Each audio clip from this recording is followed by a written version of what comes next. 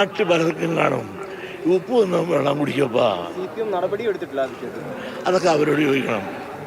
അവർ അതിൻ്റെ തക്ക സമയത്ത് കാലങ്ങൾക്ക് വരുമ്പോൾ അവരെടുക്കും.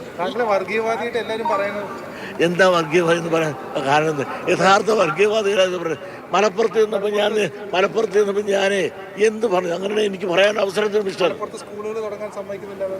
അത് തുടങ്ങുന്ന സത്യമല്ലേ?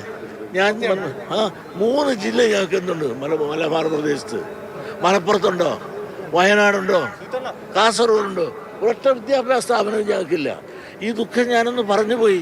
സ്ഥലം വാങ്ങാൻ കിട്ടുന്നില്ലേ? സ്ഥലം എല്ലാം ഉണ്ട്. പിന്നെന്താ തുടങ്ങാൻ പറ്റാത്ത? അനുവാദം തരണം.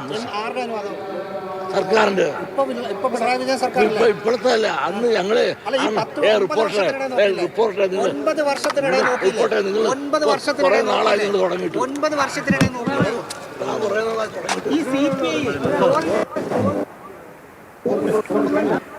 ശിവഗിരിയിൽ മാധ്യമങ്ങളെ കാണുകയായിരുന്നു വെള്ളാപ്പള്ളി നടേശൻ. കഴിഞ്ഞ 10 വർഷമായി ഇവിടെ ഭരിക്കുന്നു, എവിടെയും വർഗീയ കലാപം ഉണ്ടായില്ലല്ലോ എന്നുള്ളത് ചോദിക്കുകയാണ്. ഞാൻ മുഖ്യമന്ത്രിയുടെ കാറിൽ കയറിയതിന് എന്താണ് തെറ്റ്? ഞാൻ എന്താ അയിത്ത ജാതിക്കാരനാണോ എന്നുള്ളതും ചോദിക്കുന്നുണ്ട്. ചതിയൻ ചന്തുമാരാണ് 10 വർഷം കൂടെ നിന്നിട്ട് ഇപ്പോൾ തള്ളി പറയുന്നത്. വിമർശിക്കേണ്ടത് പാർട്ടിക്കുള്ളിലാണ് എന്ന് CPIക്കെതിരെ വിമർശനം ഉന്നയിക്കുന്നുണ്ട്.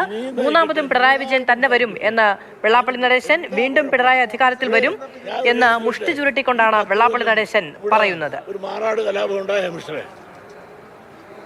വർഗീയ കലാപം ഉണ്ടായോ? പറയാനാണ് ഒരുപാട് പറയാനുണ്ട് എനിക്ക്.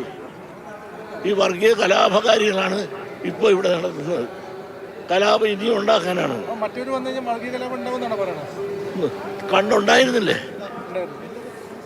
അത് ഇനി ഉണ്ടാകണോ ഈ രാജ്യത്ത്? ഒരു മാറാട് കലാപം ഉണ്ടായില്ലേ? എന്തെല്ലാം കലാപം ഉണ്ടായി ഇവിടെ. ഈ 10 കൊല്ലം ഭരിച്ചിട്ട് വർഗീയ കലാപം ഉണ്ടായ മിസ്റ്റർ? അത് മാത്രം നിങ്ങൾ ഉണ്ടാവും.